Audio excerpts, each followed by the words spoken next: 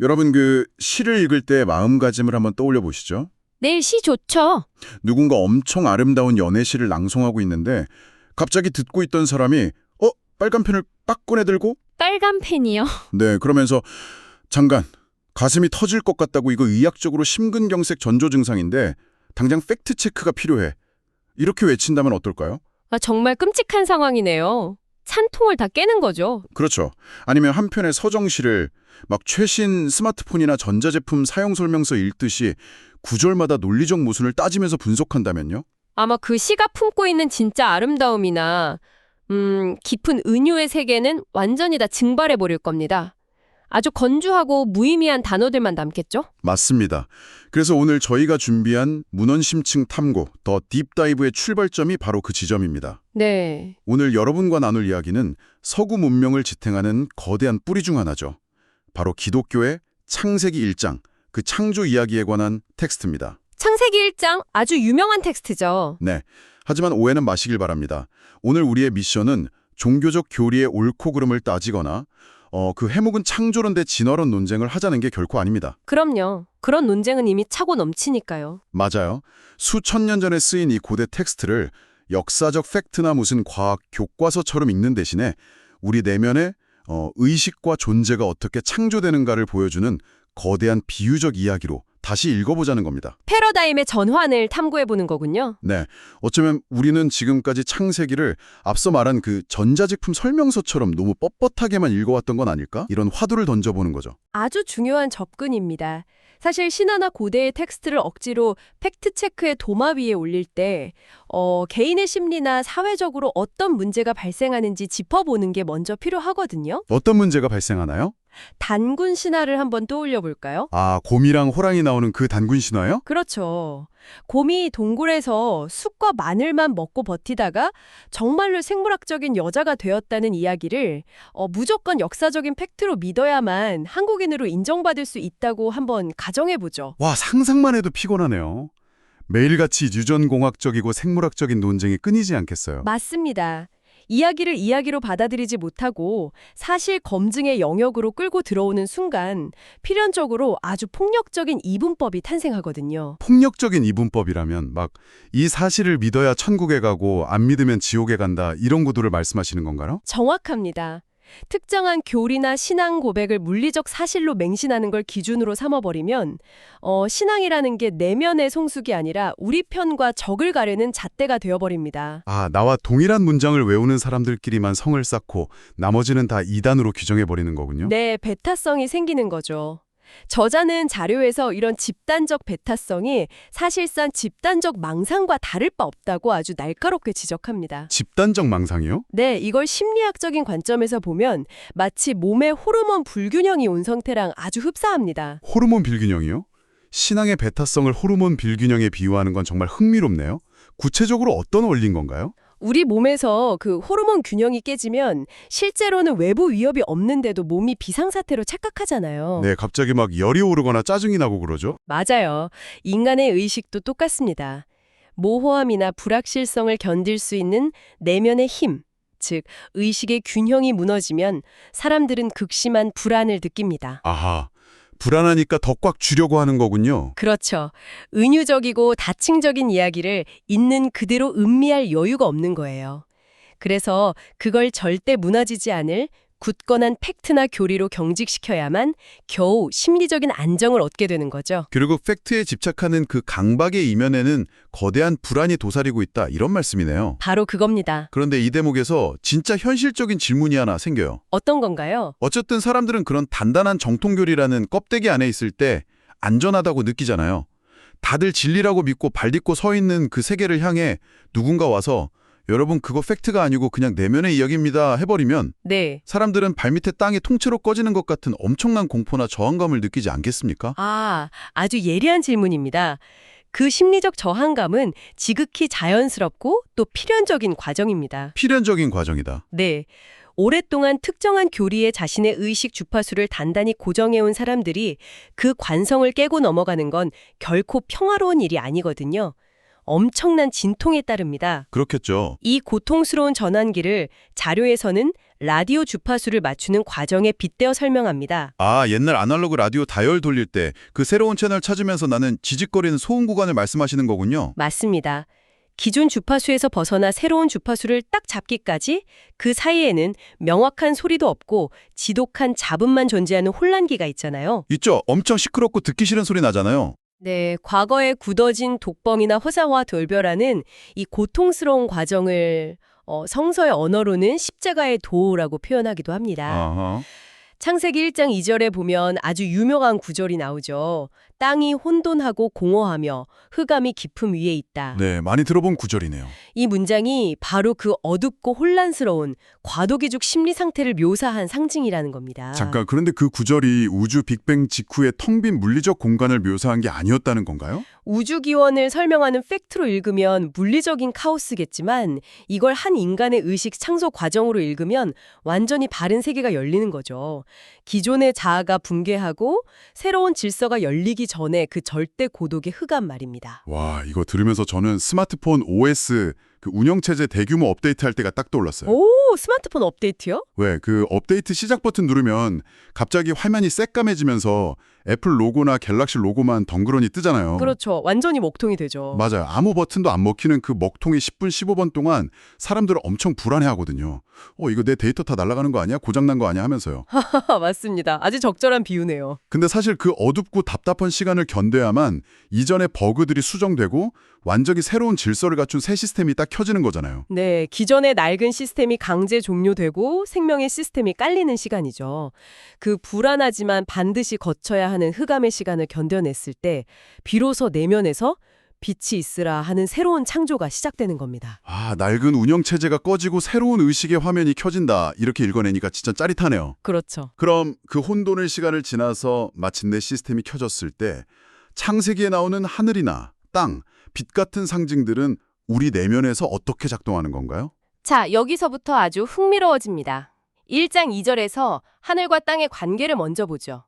창세기는 저 높고 완벽한 하늘의 상태가 아니라 딛고 있는 땅의 상태부터 묘사합니다. 아까 그 혼돈하고 공허하다는 게 땅의 이야기였죠? 네, 이게 우주 창조론이 아니라 의식의 창조라면 왜 땅부터 이야기했을까요? 우리가 서 있는 현실의 토대, 즉 내 마음의 땅이 어떠냐에 따라 내가 경험하는 하늘의 모습이 결정되기 때문입니다. 내가 딛고 있는 땅이 하늘을 결정한다고요? 이거 조금 더 구체적으로 설명해 주시면 좋겠습니다. 이스라엘 역사를 빌려 설명해 볼게요. 성서에는 애굽, 광야, 가나안, 바벨론 같은 여러 땅의 상징이 나옵니다. 네, 지명들이 많이 나오죠. 만약 내가 억압과 통제의 상징인 애굽이라는 노예의 땅에 발을 딛고 서 있다면 내가 올려다보는 하늘 역시 무자비한 통제자와 심판자가 군림하는 하늘일 수밖에 없습니다. 아, 내 현실이 억압적이니까 나의 신도 억압하는 신으로 인식된다는 거군요. 맞습니다.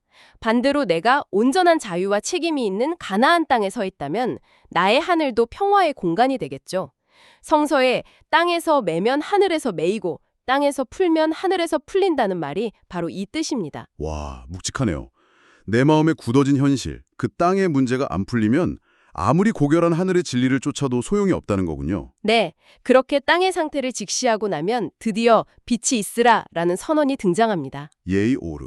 맞습니다. 이메시오르. 그런데 이 빛 역시 어둠을 파괴하는 물리적인 무기나 광선이 아닙니다. 요한복음에서는 이 빛을 로고스, 즉 생명의 빛이자 어둠 속에서 질서를 찾아내는 의식의 분별력으로 해석하죠. 잠깐만요. 이 부분 좀 다시 짚어보죠. 보통 우리는 선과 악, 빛과 어둠을 철저하게 분리하잖아요. 그렇죠. 이분법적으로 보죠. 빛은 무조건 좋은 거고 어둠은 악당이니까 빛이 나타나서 어둠을 짠 하고 완벽하게 물리쳐야 승리하는 거라고 생각하는데요. 그게 바로 문자를 팩트로만 읽을 때 빠지는 가장 큰 함정입니다. 창세기를 자세히 보면 하루라는 시간은 빛만으로 이루어지지 않습니다. 아, 저녁이 되고 아침이 되니 이런 구절이 있죠. 네, 빛과 어둠이 교차하며 하나의 사이클을 완성하죠. 우주적으로 상상해 보세요. 태양은 늘 그 자리에 있습니다. 우리가 태양을 마주하면 낮이 되고 등을 돌리면 밤이 되는 겁니다. 아, 애초에 싸우는 관계가 아니군요. 맞습니다. 빛과 어둠은 적대하고 소멸시켜야 할 전쟁 당사자가 아니라 삶을 이루는 거대한 리듬이라는 거죠. 리듬이요? 이거 정말 위로가 되는 통찰이네요. 어떤 점에서 위로가 되시나요? 우리가 살다 보면 우울함이나 방황, 캄캄한 어둠의 시기를 겪잖아요. 보통은 그걸 빨리 없애버려야 할 병적인 상태로 취급하는데, 그렇죠. 무조건 이겨내야 한다고 압박하죠. 근데 이게 하나의 리듬이라면 내 안의 그 캄캄한 시간조차 나를 파괴하는 게 아니라 내 삶의 하루를 완성해 나가는 필수적인 밤의 시간으로 받아들일 수 있겠다는 생각이 들어요. 정확합니다. 세상을 선악의 전쟁터로만 보던 세계관에서 모든 걸 포용하는 리듬의 세계관으로 넘어가는 엄청난 인식의 전환인 셈이죠. 네, 자 이렇게 혼돈의 땅을 정리하고 빛과 어둠의 리듬을 받아들였습니다. 그럼 이제 이번 심층 탐구의 하이라이트라고 할 수 있는 창조 둘째 날로 넘어가 볼까요? 네, 빛이 나뉜 후에 물이 나뉘는 사건이죠. 물이 위아래로 분리되는 게 인간의 내적 성장에서 결정적인 역할을 한다고 들었는데요. 이 윗물과 아랫물, 대체 우리 안에서 뭘 상징하는 겁니까? 창세기 둘째 날에 궁창이라는 거대한 기준선, 히브리어로 라키아라고 하는데요. 이걸 중심으로 아랫물과 윗물이 나뉩니다. 먼저 아랫물을 볼까요? 이건 내 안에서 솟는 게 아니라 바깥에서 길어오는 물입니다. 바깥에서 길어온다. 그러니까 외부에서 주입되는 지식이나 사회적 규범 같은 걸 말하는 건가요? 빙고! 우리가 어릴 때부터 무비판적으로 수용하는 부모님의 기대, 학교의 가르침, 종교 지도자가 정해준 규범이나 교리, 이런 것들이 다 아랫물입니다. 외부에서 길어오는 거니까 일단 당장의 갈증을 달래주는 데는 아주 효과적이겠어요. 부모님이나 사회 기준에 맞추면 칭찬받고 성취감도 들잖아요. 맞습니다. 초기 성장 과정에서는 누구나 이 아랫물을 마셔야 합니다. 하지만 치명적인 한계가 있죠. 아무리 마셔도 영원히 갈증이 해갈되지 않는다는 겁니다. 밑 빠진 독에 물 붓기처럼요. 그렇죠. 늘 타인의 기준과 인정을 구걸해야 하니까요. 사춘기 시절에 부모나 사회와 격렬하게 충돌하는 것도 내 안을 채우던 그 물이 진짜 내 것이 아니라 타인의 것이라는 걸 자각하면서 뱉어내는 생존 본능입니다. 아, 그렇다면 그 끝없는 갈증을 해결해줄 궁창 위의 물, 즉 윗물은 어디에 있는 겁니까? 윗물은 바깥이 아니라 내 존재 가장 깊은 곳에서 스스로 솟아나는 내면의 샘입니다. 성서에서는 배에서 생수의 강이 흐른다고 표현하죠. 내면의 샘이요. 네, 신약에 나오는 예수와 사마리아 여인의 일화가 이걸 아주 극적으로 보여줍니다. 그 여인은 뙤약볕을 뚫고 매일 무거운 물동이를 이고 바깥의 우물, 즉 야굽의 우물이라는 아랫물을 기르러 왔거든요. 육체적 갈증도 있고 사회적 관습도 채워야 하니까요. 그렇죠. 그런데 예수가 일깨워준 건 바깥 우물 아니었어요. 내가 주는 물은 네 안에서 영생하도록 솟아나는 샘물이 될 것이다. 즉, 그녀 내면 깊은 곳에 이미 잠재되어 있던 윗물의 존재를 깨워준 겁니다. 와, 그 이야기를 들으니까 저는 자동차 내비게이션이 딱 떠오르네요. 내비게이션요? 어떻게 연결되죠? 아랫물은 스마트폰 내비게이션 앱 같아요. 외부에서 끊임없이 지시를 내리잖아요. 500m 앞 우회전입니다. 속도 줄이세요 하고요. 아, 네네. 당장 초행길 갈 때는 꼭 필요하지만 평생 그 기계 지시에만 의존하면 스스로 길을 전혀 못 찾잖아요. 그렇죠. 길눈이 어두워지죠. 반면에 윗물이 터진다는 건 내 안에 스스로 방향을 잡을 수 있는 나침반과 입체적인 지도가 생기는 거네요. 남이 이래라 저래라 지시하지 않아도 주체적으로 길을 찾아가는 참된 자유요. 완벽한 유추입니다. 외부 규범에 끌려다니던 삶에서 벗어나 내 안의 지혜인 윗물이 열리는 순간이 진정한 영적 독립의 시작이죠. 근데 전문가님, 여기서 현실적인 딜레마가 하나 있습니다. 네, 말씀하시죠. 우리가 내면의 샘을 터뜨리고 주체적으로 살게 되면 그럼 저 궁창 아래의 물, 그러니까 사회적 규칙이나 타인과의 관계는 다 끊어내고 버려야 하는 건가요?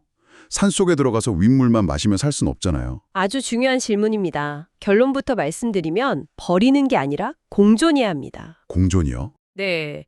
우리는 빛을 마주하다가 고개를 돌려 밤에 안식을 취하듯이 위와 아래를 끊임없이 오르내리는 순례자입니다. 사회적 존재인 우리에게 아랫물은 죽을 때까지 필요해요. 핵심은 무게중심입니다.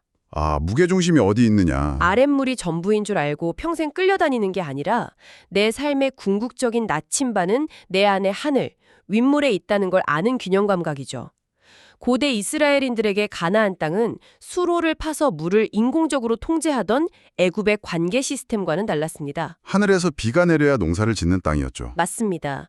언제 내릴지 모르는 하늘의 비에 의존하는, 즉 기다림과 순환의 리듬 속에 나를 맡기는 태도.